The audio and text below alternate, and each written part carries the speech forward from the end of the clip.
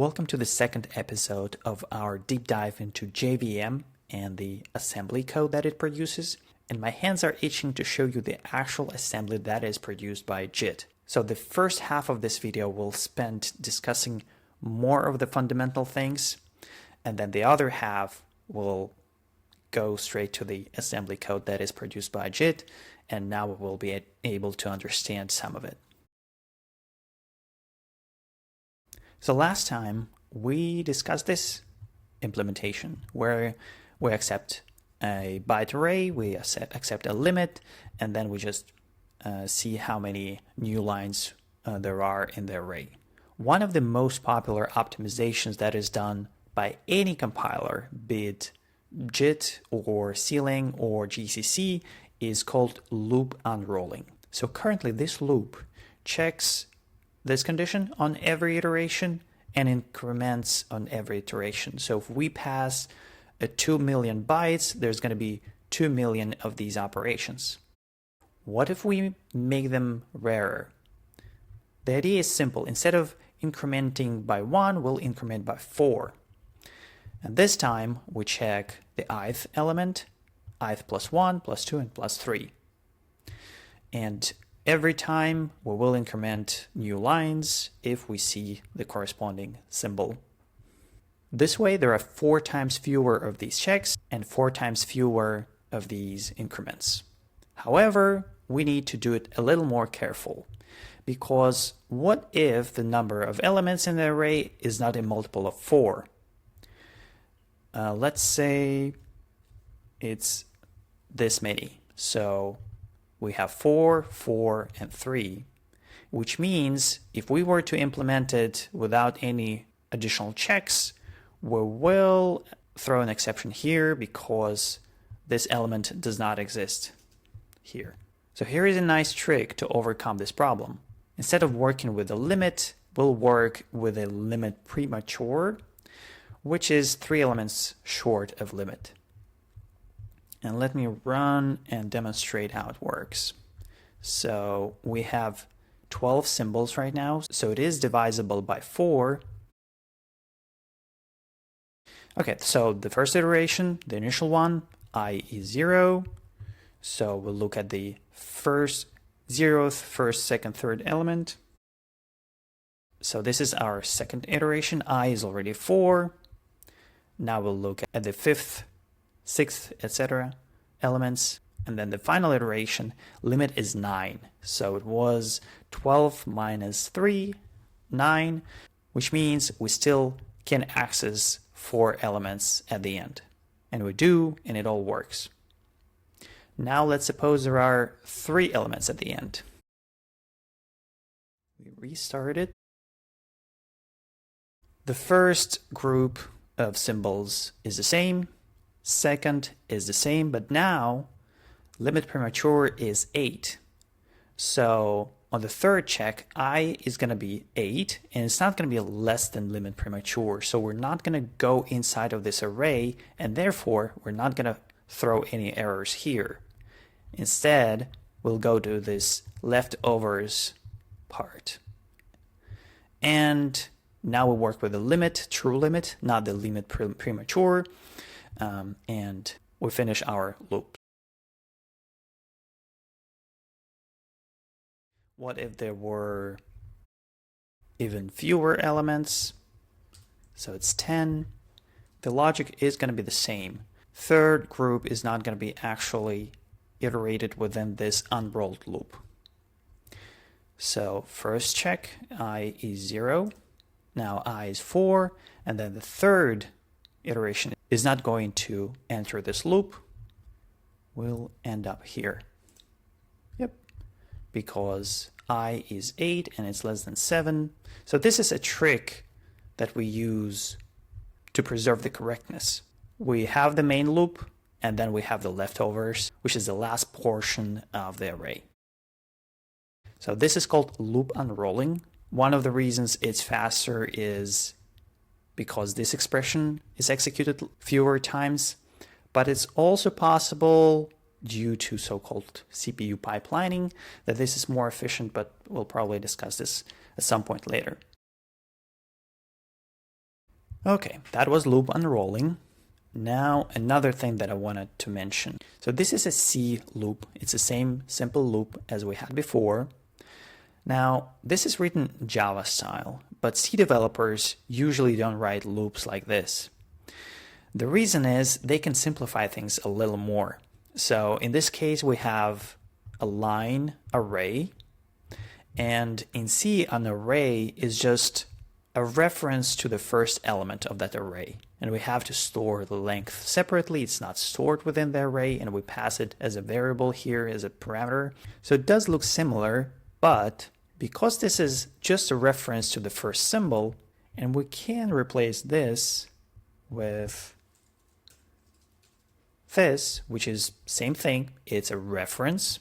The star means it's a reference to the first element in this case.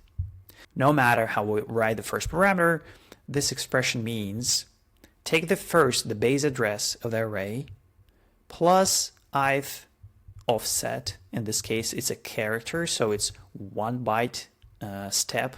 So let's say we're looking at the 5th element. So this address plus 5 means this address. And this loads this element, and we compare it with the new line as usually. But that's not how usually C developers work.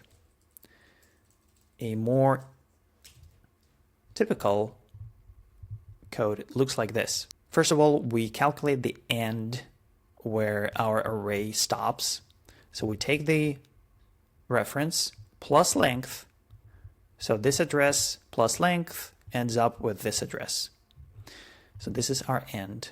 And now we go from left to right and change the base address itself. So we load the symbol. This star in this case is called dereferencing, meaning load the value that is located at this address. And then if it's,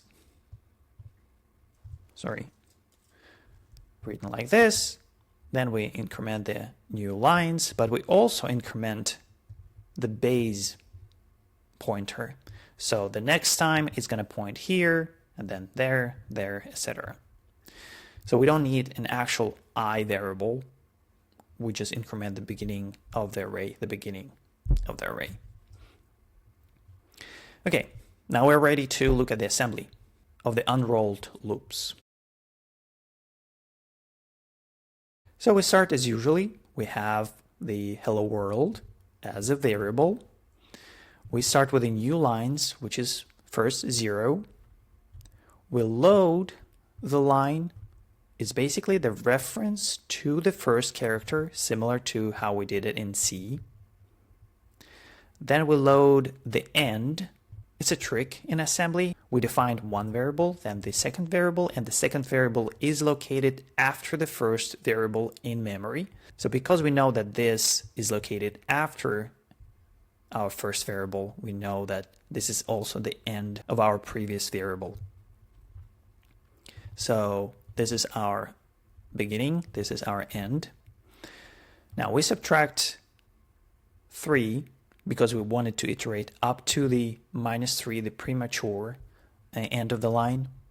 This is where we start the loop. By the way, this is not a very typical formatting for assembly programmers. I hope they are not going to be hating me for this, but I do the indentation if I want to treat it as a single logical unit. So I compare my new line, so the beginning of the array, to the premature end.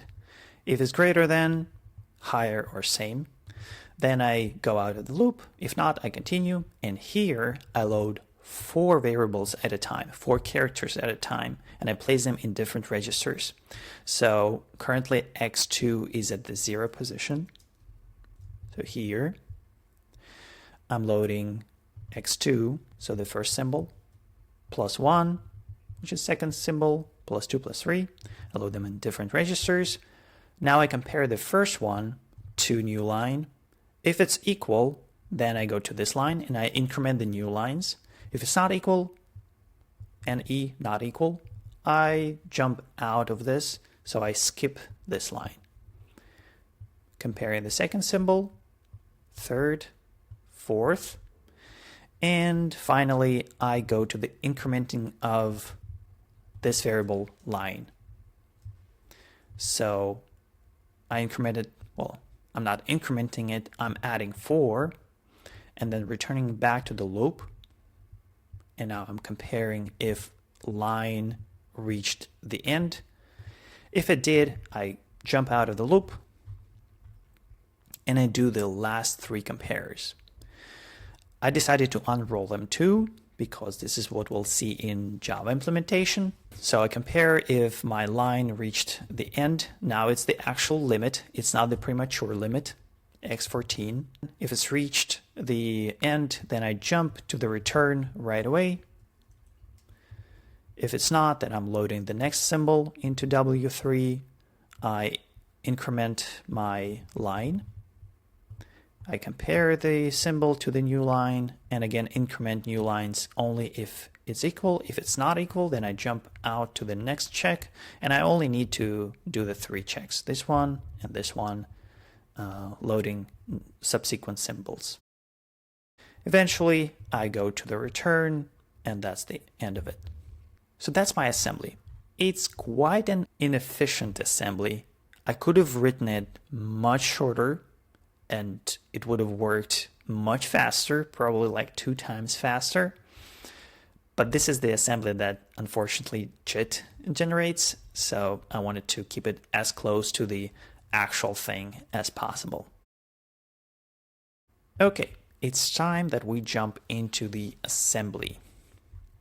So this is the part of the code that is generated by JIT. Somewhere in the next videos, we'll see how to generate this kind of code from JVM. So one of the other things that JVM does is save points.